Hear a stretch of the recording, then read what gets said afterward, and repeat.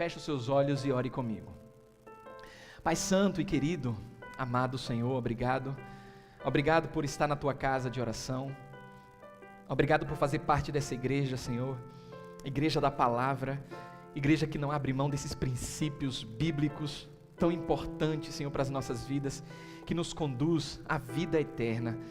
A gente sabe e a Bíblia revela que o mundo jaz no maligno, Senhor, mas cremos também que em contrapartida a Bíblia diz que maior é o que está em nós do que aquele que está no mundo. Mas claro, Senhor, nós não podemos subestimar as astutas ciladas do diabo, que é o nosso adversário. E se não fosse assim, o Senhor não teria falado tanto a esse respeito. O Senhor, a pessoa que mais falou sobre o inferno, sobre Satanás, tudo para nos alertar, Senhor, porque Ele é sagaz, Ele age de maneira sorrateira, tentando enganar o seu povo, porque Ele sabe que não pode levar ninguém, nenhum salvo ao inferno, mas Ele pode bagunçar a vida do salvo, a vida do crente aqui nessa terra, enquanto aguarda a volta de Jesus. Então, protege, Senhor, o teu povo, os teus jovens, os adultos, os mais velhos. Nós contamos com a tua proteção, Senhor, e expõe de maneira clara essa estratégia, para que possamos entender nesse campo de batalha, que podemos ser mais do que vencedores na prática. Por isso nós oramos, Senhor, confiadamente no nome de Jesus. Amém e amém.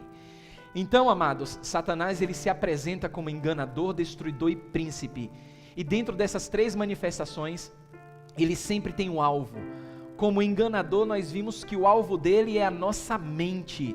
E tendo como alvo a nossa mente, ele utilizou, e vimos também que ele usa uma arma. A arma utilizada foi a mentira. Vimos também o propósito, quando ele se manifesta como enganador, que é nos tornar indiferentes à palavra de Deus, mas também aprendemos que temos uma poderosa defesa. Então não é diferente com a manifestação dele como destruidor, que é o que veremos nessa noite. Pelo menos eu dividi em duas partes para facilitar o entendimento. E como destruidor, ele tem um alvo. Como destruidor, o alvo de Satanás é o seu corpo. A Bíblia fala que o nosso corpo é templo do Espírito Santo, mas a gente não pode menosprezar e achar que Satanás vai só ficar enviando dardos inflamados de mentira para tentar nos corromper.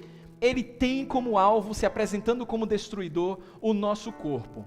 A palavra nos fala em 1 Pedro, no capítulo 5, versículo 8, o seguinte: olha o alerta: sede sóbrios e o quê? Vigilantes. O diabo, vosso adversário, anda em derredor como leão que ruge, procurando alguém para devorar. Resisti-lhe firmes na fé. Repare que é a nossa responsabilidade. Ele anda ao nosso redor e a Bíblia diz que é nossa responsabilidade resistir. Mas de que forma? Firme na fé.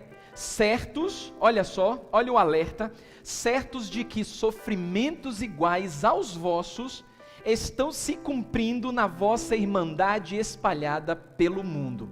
Essa ideia de que cristão não sofre, de que crente não sofre, sofre sim.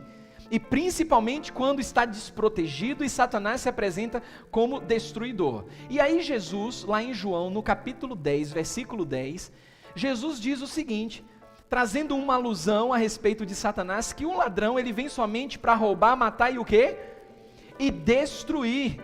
Mas Jesus, olha que coisa tremenda, Jesus diz: eu vim para que tenham vida e a tenham em abundância.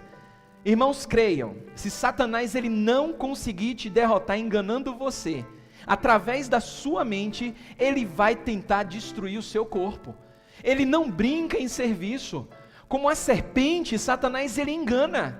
Como o leão, que a Bíblia descreve como um leão que ruge, ele devora. E aqueles que estão resistindo às mentiras, pode ter certeza, ele vai atacar o seu corpo. Se você não tiver se protegendo, se você não estiver resistindo na fé, ele vai mudar dentro dessa estratégia a sua forma de ataque. E isso nos remete nas Escrituras para desconstruir a ideia de que eu tenho uma vida santa, uma vida devota, então o diabo não vai mexer comigo, não pode mexer com os ungidos do Senhor. Mas a gente precisa lembrar de alguém ungido de Deus, alguém que orava, alguém que buscava o Senhor, que tinha sua família debaixo da graça de Deus. E claro que eu estou me referindo a Jó. A gente não pode deixar de falar de apresentar e de expor essa estratégia de Satanás como destruidor, sem citar Jó, homem de Deus, e que a Bíblia fala em Jó, no capítulo 1, versículo 1, que ele era um homem que vivia na terra de Uz, cujo nome era Jó, e ele era um homem íntegro, olha só, reto e o quê? E temente a Deus, e mais, e que se desviava do mal. Aí a Bíblia continua, a Bíblia diz lá no versículo 5, em Jó, no capítulo 1, versículo 5, trazendo aqui um panorama da vida de Jó, que decorrido o turno de dias de seus banquetes, olha o que Jó fazia. Jó chamava os seus filhos e fazia o quê? Os santificava, assim como o nosso irmão Lenildo, o diácono Lenildo, lembrou a questão da morte, trazendo aqui Apocalipse, que é uma separação. A santificação também é uma separação, para um propósito proveitoso e específico. E a Bíblia fala que Jó, ele chamava os seus filhos e os santificava. Jó levantava-se de madrugada e oferecia holocausto, segundo o número de todos os seus filhos, pois dizia o seguinte: talvez, olha que homem de Deus, talvez tenham pecado os meus filhos e blasfemado contra Deus em seu coração. Assim Jó fazia continuamente. E aí tem uma ideia de que não, porque imagine só, se ele temente a Deus, que fazia tudo isso, a gente que conhece o panorama da história de Jó, como Satanás agiu na vida dele, de acordo com a vontade de Deus, imagine para quem não está sujeito à vontade do Senhor e nada está acontecendo. Não é meio paradoxal?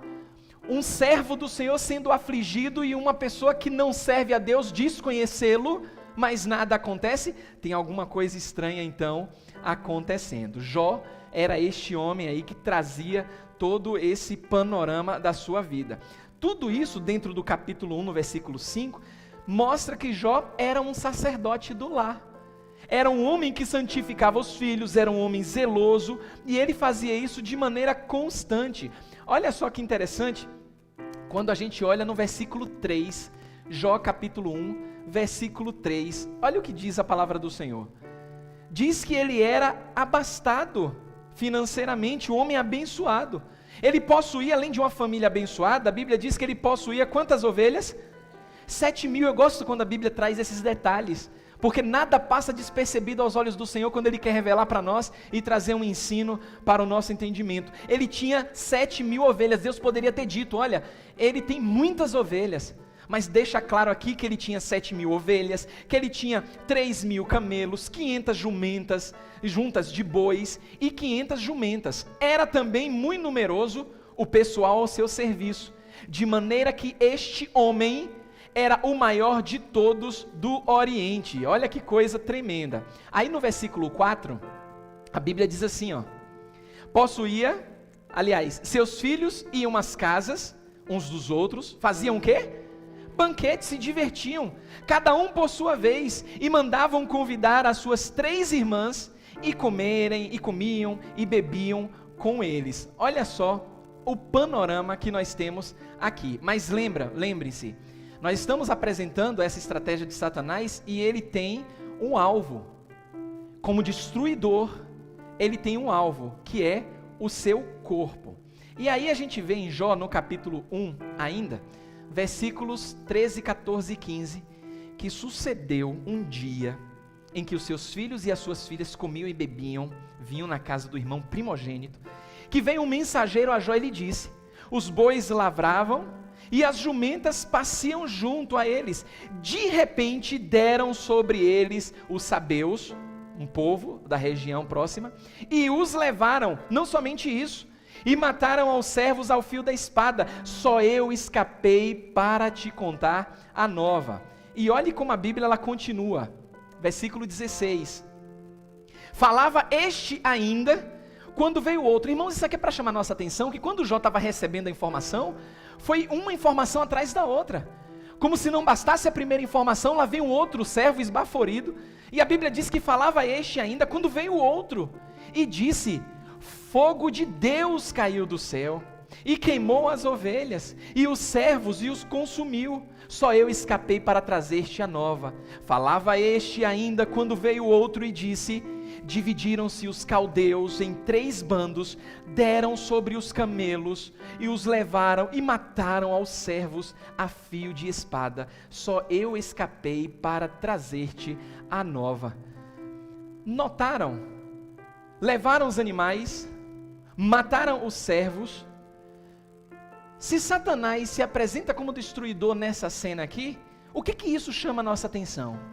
Que Jó perdeu todos os meios de manter o seu corpo. Quando a situação parecia piorar, olha o que aconteceu, e nada é por acaso.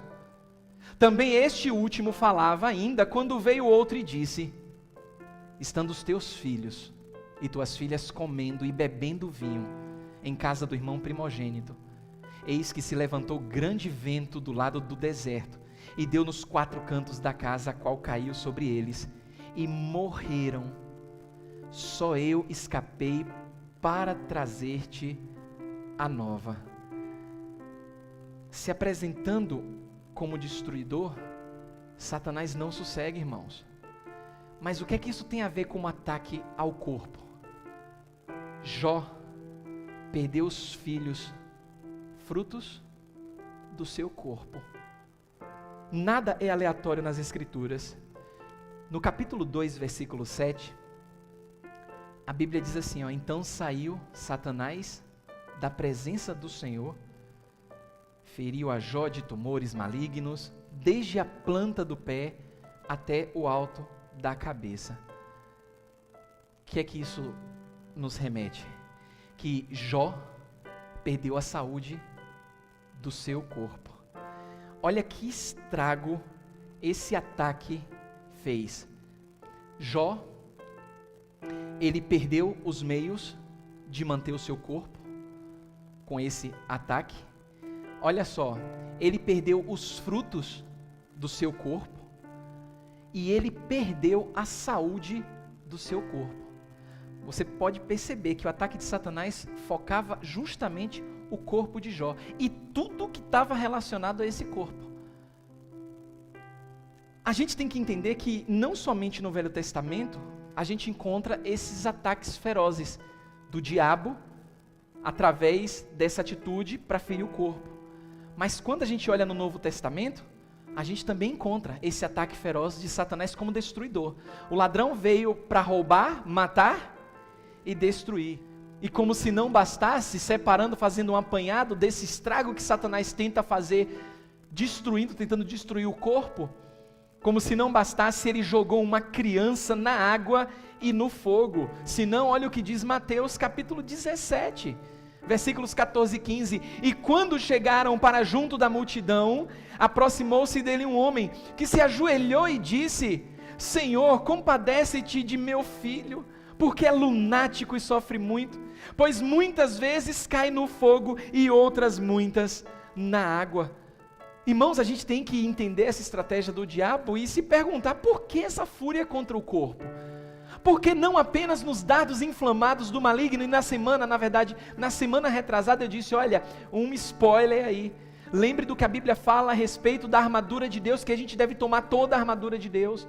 Mas a gente não pode se distrair apenas que Satanás vai ficar com dardos inflamados. Por que que ele tem essa fúria contra o corpo? Sabe por quê? Porque Satanás, ele não é bobo, ele sabe que o seu corpo manifesta Cristo. Você que é salvo em Jesus, o seu corpo manifesta Cristo. Mateus capítulo 5, versículo 16, a Bíblia diz assim, brilhe também o quê? A vossa luz diante de quem?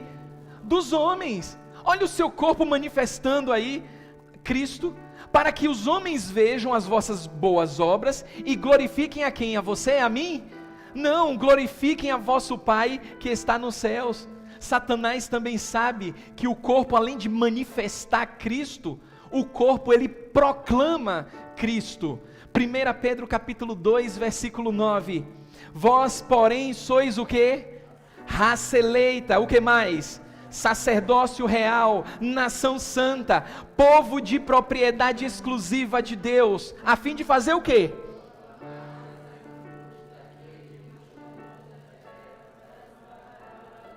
o seu corpo proclama Cristo. Além de manifestar Jesus, ele proclama a Cristo. E Satanás está furioso. E como destruidor, ele quer atacar o seu corpo, porque ele também sabe que o seu corpo, ele é habitação do Espírito Santo. Se não, olha o que diz 1 Coríntios capítulo 6, 19 e 20. Acaso não sabeis que o vosso corpo é santuário do Espírito Santo que está em vós, o qual tendes da parte de Deus e de que não sois de vós mesmos? Porque vocês foram comprados por preço. Agora, pois, glorificai a Deus onde?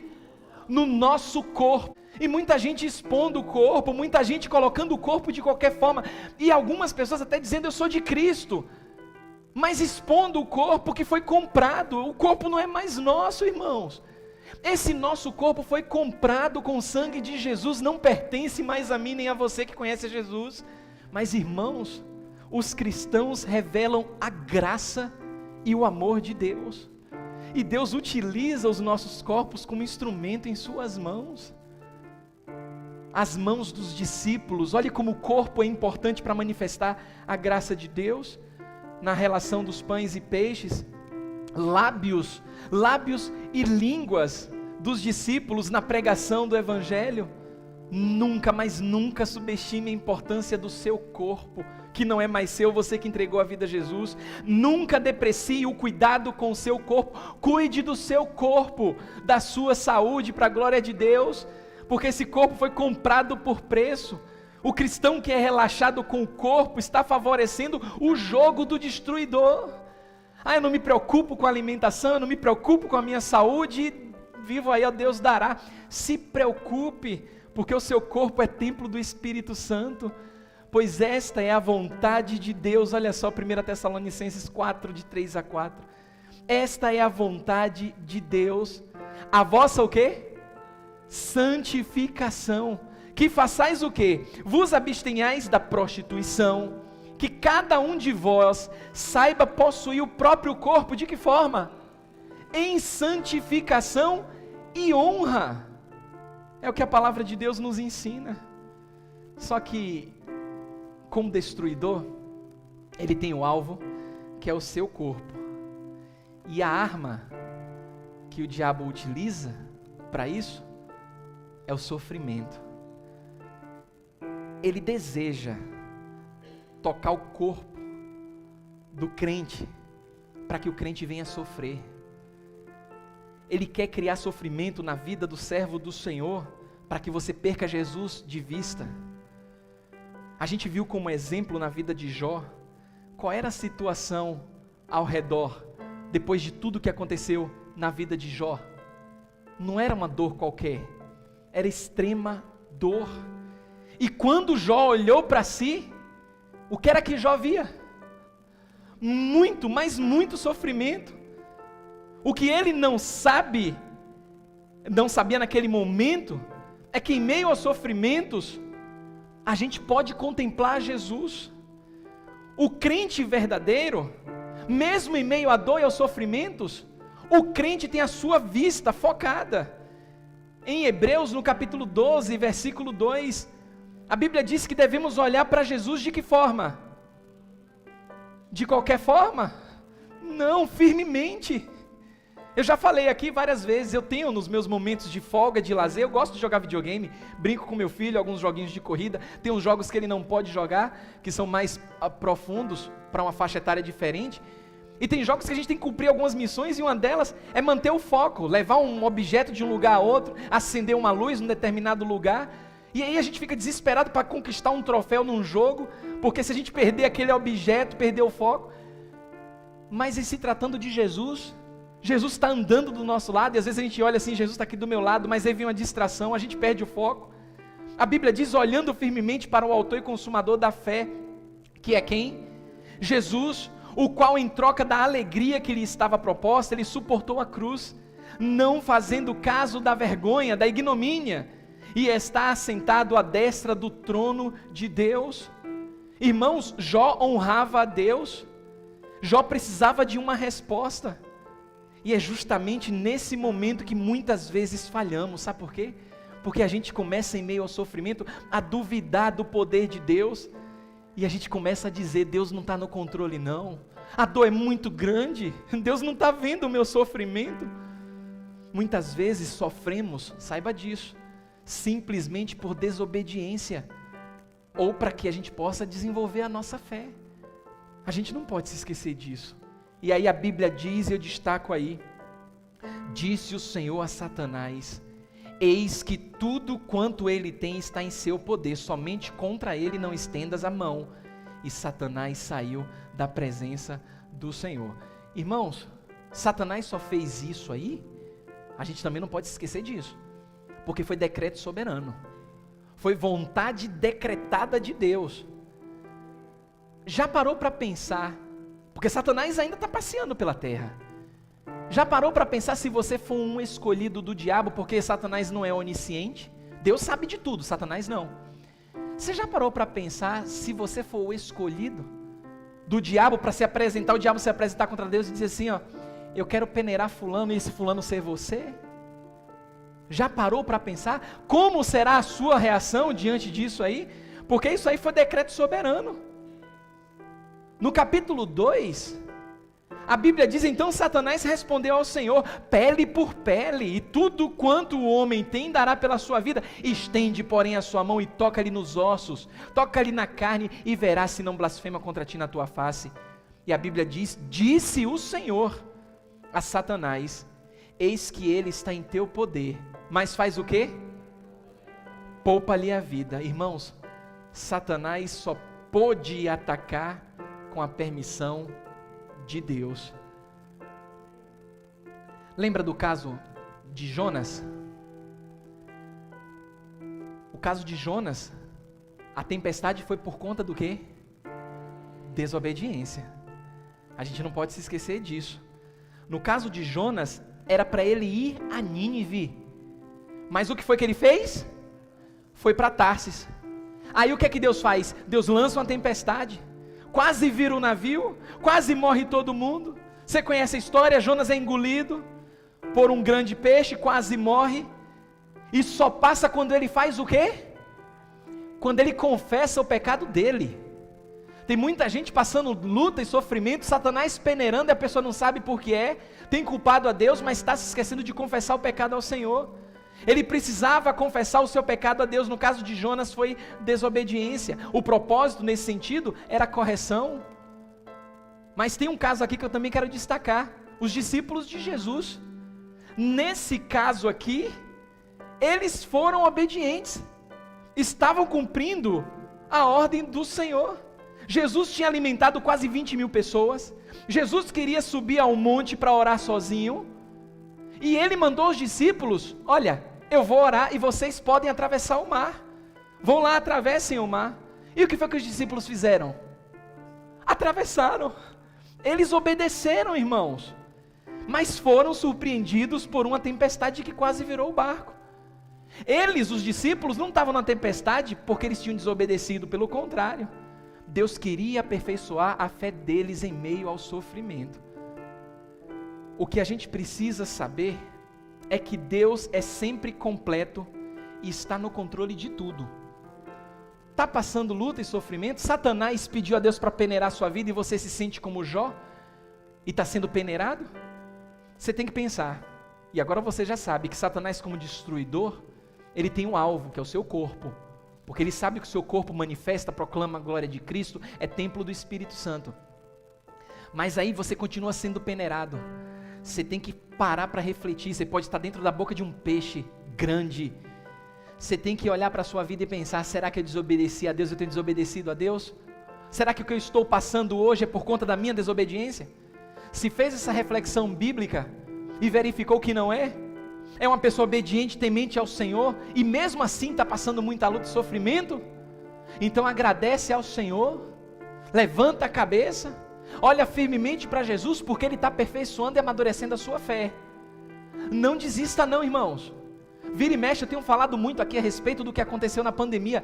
A pandemia, para aquele que conhece a Jesus, mesmo sem entender o que a pandemia trouxe, sabe, quem conhece a Jesus sabe que a pandemia foi uma oportunidade única na história de sermos melhores.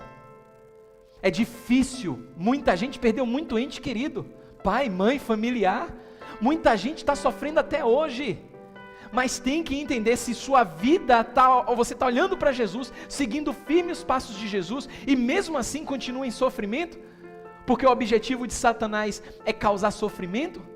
Você diz, olha Senhor, eu tenho sido fiel, mas como Jó, em obediência como os discípulos, em obediência e tudo isso está acontecendo, eu não vou desistir, Senhor, porque o Senhor está fazendo isso e permitindo para amadurecer a minha fé. Pede forças a Deus para suportar e lidar com isso.